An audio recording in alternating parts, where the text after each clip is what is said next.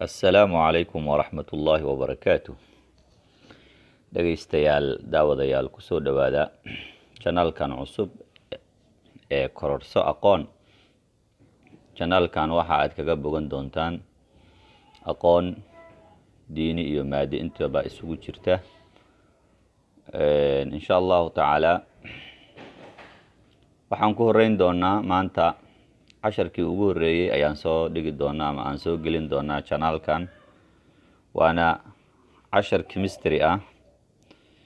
Waxaynu ka soo qaadnay casharkaas buug la yiraahdo Foundation Chemistry 1.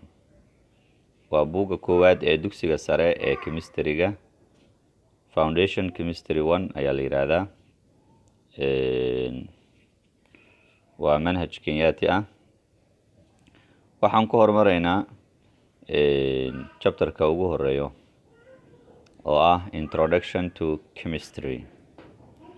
Intaan hore usii gudagelin, subscribe dheh si ay kuugu soo degaan ama aad usoo degsato wax alla wixii la soo geliyo channelkan.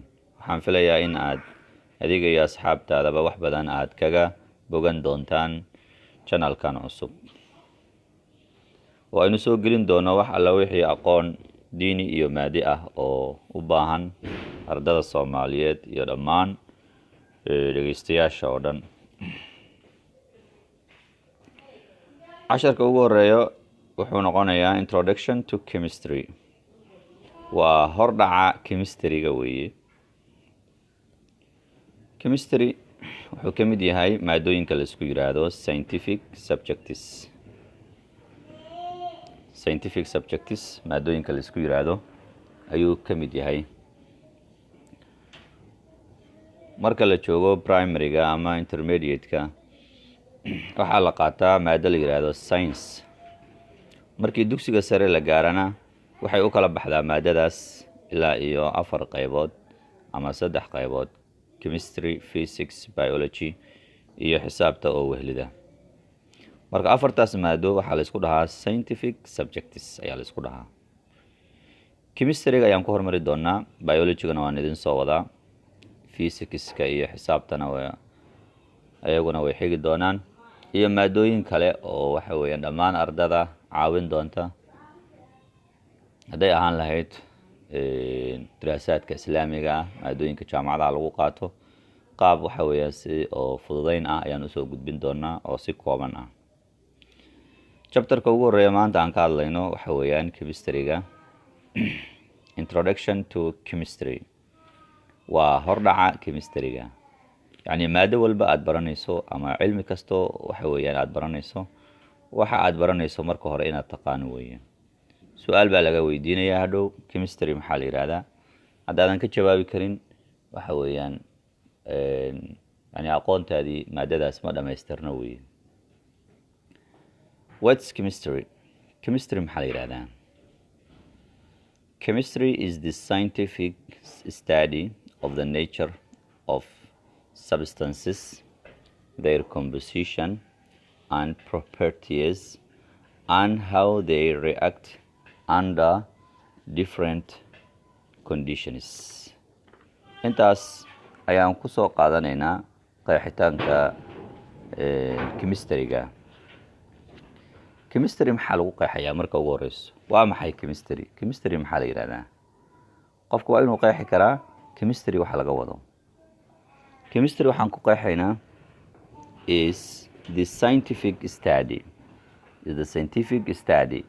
waa barasho waxa weeyaan sayniseed. waa barasho sayniseed. yani barashada laba ah, barasho iska caadi ah. Chemistry dadka daa weydiido chemistry kiimiko waa ay ku leeyihiin, kiimiko ka sheekeeya. laakiin taa ma aha scientific study, ma aha. waa barasho oo waxa weeyaan sayniseed ma aha. Marka waxaan leenahay chemistry waxaan ku qeexi karnaa is a scientific study. waa barasho sayniseed baan leenahay. qaab sayniseed baan wax u diraasaynaynaa ama aan u baranaynaa.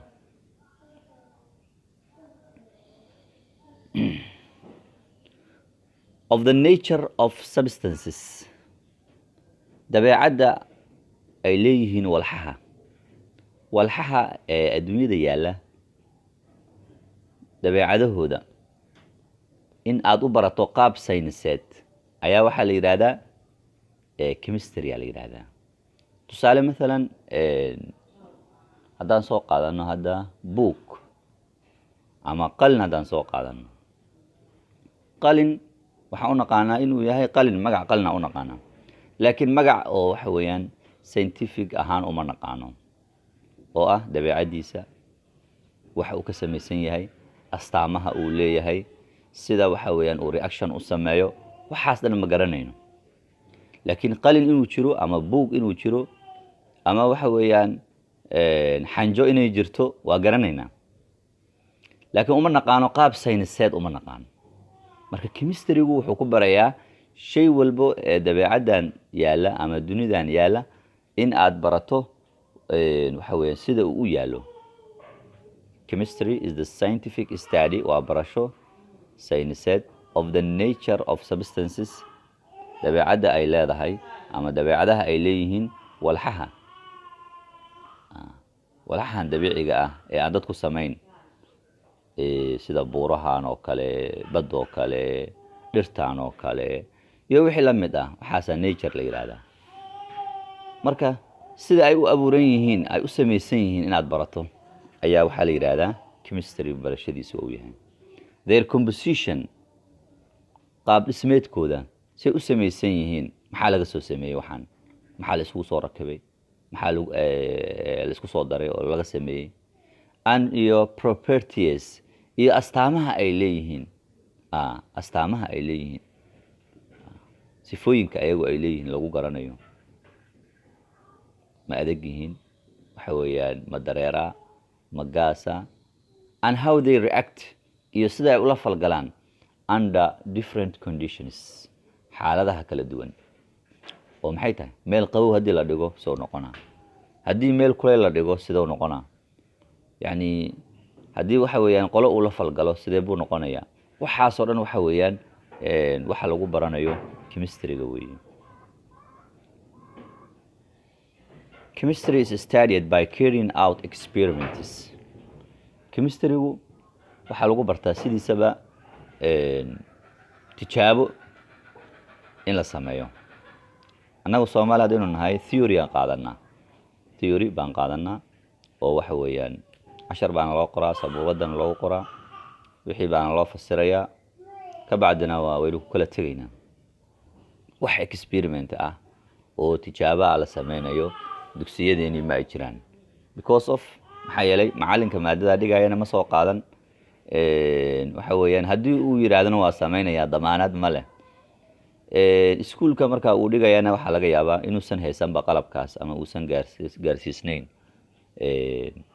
darajadaas uusan gaarsiisnayn sidaa daraadeed marka waxa weeyaan chemistry-ga anagu waxa weeyaan theory ahaan buu ku kooban yahay laakiin chemistry-ga barashadiisa saxda ah ee la rabo qofku inuu guulka gaaro waxay ku imaan kartaa inuu tijaabooyin sameeyo chemistry is studied by carrying out experiments tijaabooyin in la sameeyo ayaa waxa weeyaan chemistry-ga lagu bartaa making observations qofka inuu sameeyo observation oo indhaindheeyo shay buu arkayaa shaygii buu indhaindhaynayaa uu fiirinayaa theory aragti baa uga soo baxayso marka waxa weeyaan taa weeye marka chemistry-gu waxaa lagu baranayaa in aad waxa weeyaan aad samayso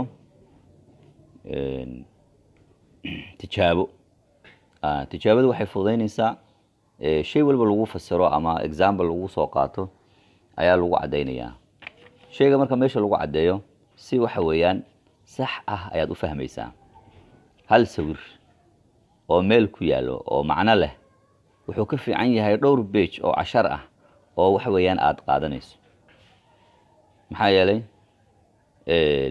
sawirkaas maskaxda ku qormaa si fudud ayuu qofku waxa weeyaan wax ugu fahmayaa sidaa daraadeed marka chemistry-gu asaguna wuxuu u baahan yahay in la dhaqan geliyo oo waxa weeyaan tijaabooyin la sameeyo tijaabooyinkaas qofku marka waxay gaarsiinayaan waxaas wax ka weyn waxa weeyaan inuu waxa weeyaan uu ku daraasayn karo. Okay. Making observation inuu sameeyo indhayn uu wax baaro. Analyzing the data collected wixii uu indhayndeeyey oo waxa weeyaan ayaa waxaa laga rabaa inuu ku sameeyo analyze uu ku sameeyo. Analyze maxaa la yidhahdaa? Inuu baaro uu baaritaan ku sameeyo oo kala dhigdhigo ayaa waxa weeyaan laga rabaa. The data collected xogtii uu soo aruuriyey marka ugu dambeysa marka waxay gaarsiinaysaa and then drawing suitable conclusions in uu sawiro gabagabo oo waxa weeyaan la jecel yahay ama waxa weeyaan macquul ah oo lagu qanci karo. intaa markii uu sameeyo waxa weeyaan wuxuu raacay hab oo scientific ah ayuu raacay. marka halkaas hadaynu waxa weeyaan aan soo khulaasayno chemistry wuxuu noqonayaa waa barasho uu qofku ku baranayo walxahan adduunyada yaala dabeecadan taala inuu ku barto si u samaysan yihiin astaamaha ay leeyihiin sida ay ula falgalayaan waxa weeyaan xaaladaha kala duwan. su'aal labaad baa imaanayso chemistry-ga maxaa kuu fududayn kara inaad barato oo aad guul ka gaarto? waa inaad experiment samayso, tijaabooyin, observation samaysid, indhayn wax isku daydid, analyze samayso oo datadii ama xogtii aad soo aruuriday inaad baaritaan iyo kala dhigdhigid aad ku samayso ayaa laga doonaya. ka bacdina in aad conclusion u samayso. waxaa la yiraahdaa chemistry-ga qoladii ugu horeysay ee waxa weeyaan maada in la qaato in maada ahaan loo qaato buug loo sameeyo oo la diraaseeyo la barto. qoladii ugu horeysay ee waxa weeyaan organize gareeday waxaa la yiraahdaa inay yihiin masaaridu inay ahaayeen the first organized and documented study of chemistry was carried out by the Egyptians. ayagaa bilaabay masaarida ayaa ugu horeeyay in waxa weeyaan cilmi oo gaar u yaala in laga dhigo chemistry-ga. marka ayagaa ugu horeeyay masaarida qoladii ugu horeysay ee sameeyey document gareeyay ama habeeyey masaariday ahaayeen. who made substances waxayna sameeyeen baa la yiri walxo which they used for embalming mummies walxo loo isticmaalo dhayida maydka si uusan usoo urin uusan usoo qurmin walxo oo lagu dhayo. qoladii ugu horeysay maydka ama jirka waxa weeyaan si uusan isu bedelin ayaga ay ahaayeen baa la yiri oo u isticmaalay waxyaabo kiimika ah oo cilmigan ku saabsan. marka sidaas ayay ku noqdeen qoladii ugu horeysay ee chemistry-ga organize gareeyay ama document gareeyay. dhegeystayaal casharkeena maanta waa hordhac intaas ayaan kusoo gabagabeynaynaa. waana casharkii koowaad ee foundation chemistry form 1 ka bogasho wacan.